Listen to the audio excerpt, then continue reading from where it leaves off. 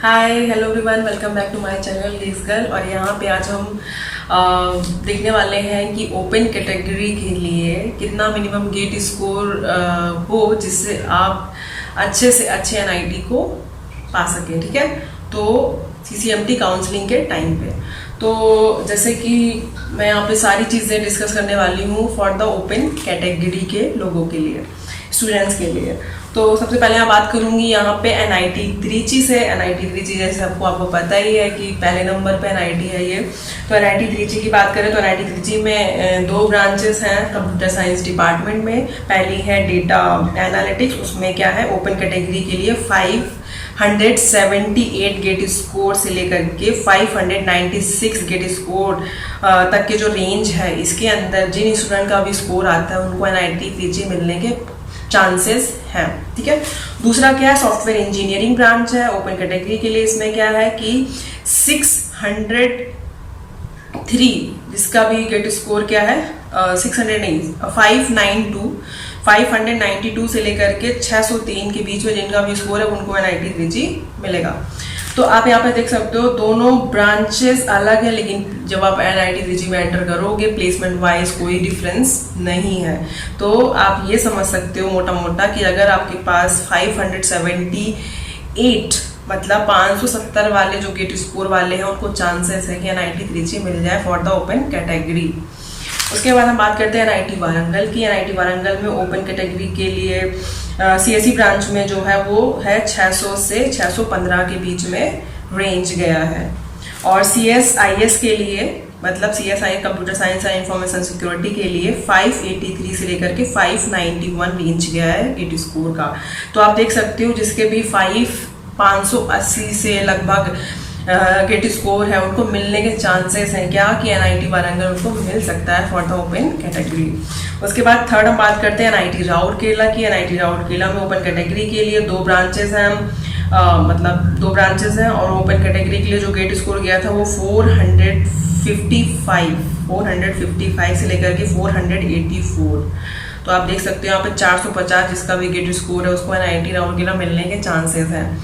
और information security वाले branch के लिए 477 से लेकर के 499 तक गेट स्कोर गया था पिछले साल 2022 में।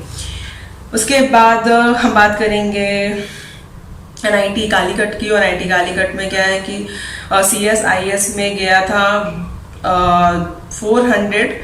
499 से लेकर के 530 तक गेट स्कोर गया था। उसके बाद सीएसई ब्रांच के लिए 552 से लेकर के 565 तक गेट स्कोर गया था ठीक है ओपन कैटेगरी के लिए।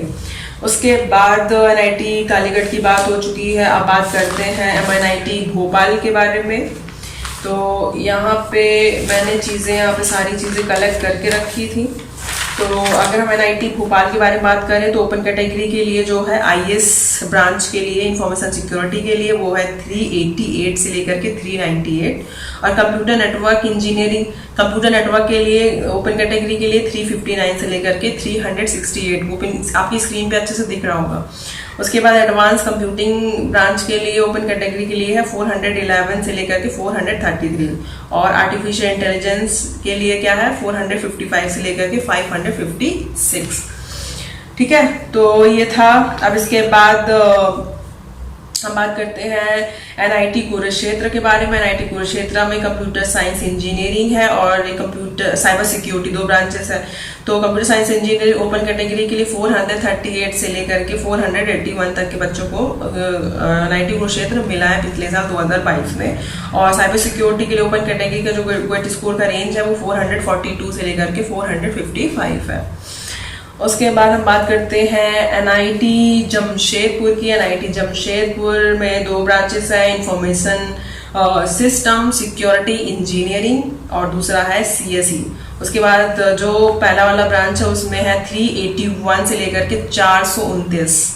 और जो सीएसई ओपन कैटेगरी के लिए वो 425 से लेकर 433। ठीक है, तो आप देख सकते हो 400 के बीच में जिसके जिसके स्कोर है उसको ये सारी चीज़ें मिल रही है फॉर द ओपन कैटेगरी। और ईडब्ल्यूएस के लिए अगर बात करेंगे तो 300 पे है। मतलब 320 से ऊपर वालों को मिल सकता है ये सारी चीज़ें, तो आप जान सकते हो, मोटा मोटा हिसाब लगा सकते हो। फिर यहाँ पे NIT दुर्गापुर के बाद हम बात करेंगे तो ओपन कैटेगरी के लिए जो गया है CSE डिपार्टमेंट में वो है 446 से लेकर के 450 से लेकर के 446 से लेकर के 450 गया है, ठीक है। तो ये सारी चीज़ें हैं। तो IIIT के भी मैं स्कोर बता सकती हूँ। ये सारी चीज़ें मैंने कहीं इमेजिन नहीं किया है। ये सारी चीज़ें मैंने CMT वेबसाइट में, ऑफिशियल वेबसाइट में जाके सारी वहाँ के 2022 के डेटा को एनालाइज करके आपके सामने प्रेजेंट कर रही हूँ, ठीक है। तो ये मेरा मतलब जो ये मैं बोल रही हूँ चीज़ें वो आपको बता रही हूँ, एक एक चीज़ डेटा आपको लिख के दिखा रही हूँ, यहाँ पे बोल रही हूँ। इसका मतलब ये नहीं है कि मैं मतलब एक तरीके से मैं आपको प्रेजेंट कर रही हूँ या फिर मैं कोई टीचर हूँ, ऐसा कुछ ऐसा नहीं है। मैं सिर्फ आपको ये बोलना चाहती हूँ कि प्लीज़ आप ओपन कैटेगरी के हैं, EWS के हैं, किसी भी कैटेगरी के अपने आप को एनरोल कीजिए। फ़र्क नहीं पड़ता कि आपके गेट स्कोर कितने हैं, फ़र्क ये पड़ता है कि आप कितना एफर्ट दे रहे हो। एट द एंड आपको कॉलेज मिल ही जाएगा, प्लीज़ बिलीव मी। तो क्या करना है, अपने आप को एनरोल करना है। कुछ लोग क्या करते हैं कि एनरोल नहीं करते, लास्ट में जो NSR राउंड होता है ना, लास्ट वाला स्पॉट राउंड जिसको बोलते हैं, उसमें जाके एनरोल करते हैं और उसमें हाई कट ऑफ जाता है स्कोर का, ठीक है। उसमें 500, 560, 557 ऐसे स्कोर वालों के लिए बात होती है। और लकीली मतलब मुझे नहीं लगता, आप NSR राउंड का देख लेना, स्पॉट राउंड का देख लेना कट ऑफ कि कैसे कैसे ओपन कैटेगरी के लिए किसके लिए किस NIT में कितना क्या गया है, तो आपको पता चल जाएगा। और आप ये भी देखना कि नॉर्मल राउंड जो राउंड 1, राउंड 2, राउंड 3 है, तो आप ये देखना SR राउंड 1 और SR राउंड 2 मेन खेल क्या है। SR राउंड 1 और SR राउंड 2 में ही मेन खेल है। इसी में ही जिनका भी गेट स्कोर कम है उनको कॉलेज अलॉट होगा। तो आप प्लीज़ अपने आप, और ये SR राउंड 1 SR राउंड 2 के लिए अलग से रजिस्ट्रेशन नहीं होता। नॉर्मल राउंड वाले जो रजिस्ट्रेशन करते हैं उसी के आगे ये चीज़ प्रोसीजर होती है, ठीक है। तो प्लीज़ अपने आप को शुरू से एनरोल करें। स्पॉट राउंड के लिए वेट ना करें कि हमें कुछ IIT मिल जाएगा तो हम वहाँ चले जाएंगे, ठीक है, वो ज़रूरी है। IIT के लिए अलग पोर्टल है और NIT जाने के लिए अलग पोर्टल है, लेकिन आपको दोनों में रजिस्टर करना है अपने आप को, ठीक है। तो मेरा मेन मोटो यही था कि आप एनरोल करें और चीज़ों को सीखें। और बिल्कुल भी ये मत सोचें कि 2 ब्रांचेस हैं किसी NIT में, 2 ब्रांचेस डिफर करेगा और मेरा प्लेसमेंट होगा कि नहीं होगा। बिल्कुल भी ऐसा नहीं है, कोई फ़र्क नहीं पड़ता। कोई सी भी एक सिर्फ डिपार्टमेंट से फ़र्क पड़ता है, ठीक है, कि आप किस डिपार्टमेंट में हो। तो NIT में क्या था कि अलग अलग डिपार्टमेंट के लिए उसके डिपार्टमेंट के अंदर सब ब्रांचेस हैं। तो CSE के लिए सब ब्रांचेस हैं, वो 2 तरह की हो सकती है, 3 तरह की हो सकती है। मैकेनिकल के लिए जैसे NIT त्रिची की बात करें तो NIT त्रिची मैकेनिकल ब्रांच के लिए शायद 15-16 ऐसे मैकेनिकल की सब ब्रांच है, सोचिए आप। तो और अगर बात करें NIT वारंगल की तो NIT वारंगल में 12-13 ऐसे सब ब्रांच है मैकेनिकल डिपार्टमेंट की बात करें तो क्या ऐसा होता होगा कि सब ब्रांच मैकेनिकल की 12-13 है तो कंपनी 12-13 के लिए अलग अलग आती होगी? ऐसा नहीं है, सारी कंपनियां आती, सब लोग एक साथ बैठते हैं प्लेसमेंट के लिए। तो कभी तो ये भी होता है कि कभी क्या होता, मोस्टली ये चीज़ होती है कि मैकेनिकल वाले भी CSE वाले जो प्लेसमेंट है उसमें बैठ रहे हैं। तो मैटर करता है कि आप वो कॉलेज में पहुँचे, फिर उसके बाद अपने एफर्ट से, अपनी कोडिंग स्किल से, अपने एक्सप्लेन करने के स्टाइल से, अपने रिज्यूमे से अपने आप को प्रेजेंट करें वहाँ पे जाके, ठीक है। तो ये चीज़ें मुझे बोलनी थी, इसलिए मैंने ये चीज़ें की, ठीक है। तो जैसा भी रहे, जो भी क्वेरी हो आप प्लीज़ कमेंट सेक्शन में पूछना। और जिसको भी गेट स्कोर के कुछ मतलब स्टूडेंट्स हैं, मैंने ये चीज़ इसलिए बनाई क्योंकि कमेंट में स्टूडेंट्स पूछ रहे थे कि मेरा गेट स्कोर इतना है, 352 है, मुझे क्या मिलेगा।